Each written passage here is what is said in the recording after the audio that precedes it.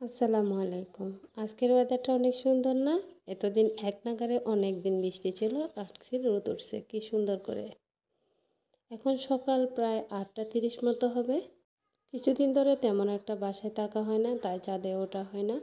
আজকে দেখি ছাদে কাপড় শুকাতে দিতে গিয়ে দেখি কয়েকটা ঢেঁড়স গাছ উঠেছে। এই ঢেঁড়স গাছগুলো অবশ্যই আমি রোপণ করিনি, এগুলো অটোমেটিকই উঠেছে, কারণ এর আগে ঢেঁড়স গাছ ছিল ওখানে, মনে হয় বিচি পড়েছিল, এখন উঠছে।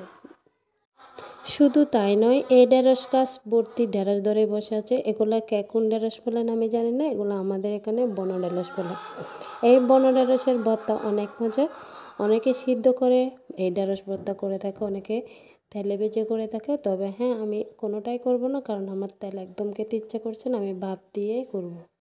হ্যাঁ, অনেকে বলবেন ভাপে কেমনে দেয়। হ্যাঁ, আমি আস্তে আস্তে দেখাচ্ছি, ভিডিওটা সম্পূর্ণ দেখার অনুরোধ রইল। আমি এক এক করে এই সবগুলা ঢেঁড়স ছিঁড়ে নিয়েছি। তবে এই ঢেঁড়সগুলো অবশ্যই সাবধানে চিরতে হবে, এখানে প্রচুর কাঁটা, এত পরিমাণ কাঁটা। অনেকটা ঢেঁড়স ধরেছে এবং অনেক ফুলও এসে গেছে, সাথে কলিও। এই ঢেঁড়স গাছগুলোর একটি সুবিধা আছে, এই ঢেঁড়স গাছগুলো সারা বছরের ঢেঁড়স ধরতে থাকে, সেগুলোর কোনো দিনকাল থাকে না।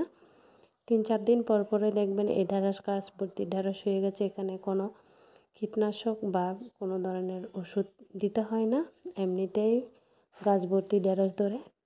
দেখেন আমি এক এক করে অনেকগুলো ঢেঁড়স পাড়ার পরেও কত সুন্দর করে আরও কলি এসেছে, মানে এগুলা 2-4 দিন পর ঢেঁড়স হয়ে ফুটবে। এই ঢেঁড়সগুলো হতে বেশি দিন সময় লাগে না, খুব অল্প সময়ের মধ্যে এগুলা বড় হয়। দেখতে তো পাচ্ছেন অনেকগুলা পুরা গাছ ভর্তি হয়ে গেছে মাশাআল্লাহ। বাফে দেওয়ার জন্য ভাত রান্না করে নিতে হবে। মার যখন চলে যাবে, ভাতগুলো ফোটার আগে এভাবে ঢেঁড়সগুলো ভাতের উপরে দিয়ে দিতে হবে এক এক করে।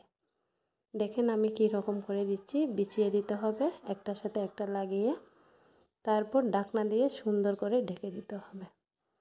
ঢেকে দিয়ে আপনার চেক করতে হবে না। দেখেন ভাত ফোটার আগে কিন্তু এই ঢেঁড়সগুলো কত সুন্দর করে হয়ে যাবে। এখানে আমি কয়েকটা কাঁচামরিচও দিয়ে দিচ্ছি। এগুলো শুকনো মরিচ দিয়েও করা যায়, তবে আমি কাঁচামরিচ দিয়ে করব। শুকনো মরিচ আর বাছতে ইচ্ছা করছে না। কিছুক্ষণ ঢেকে রাখার পর দেখেন আমার ঢেঁড়সগুলো হয়ে গেছে, কালার দেখে বুঝতে পারছেন। আমি এক এক করে তুলে নিয়েছি, তারপর লবণ দিয়ে কাঁচামরিচগুলো ভর্তা করে নিয়েছি, দেন পেঁয়াজ দিয়ে ঢেঁড়সগুলো ভর্তা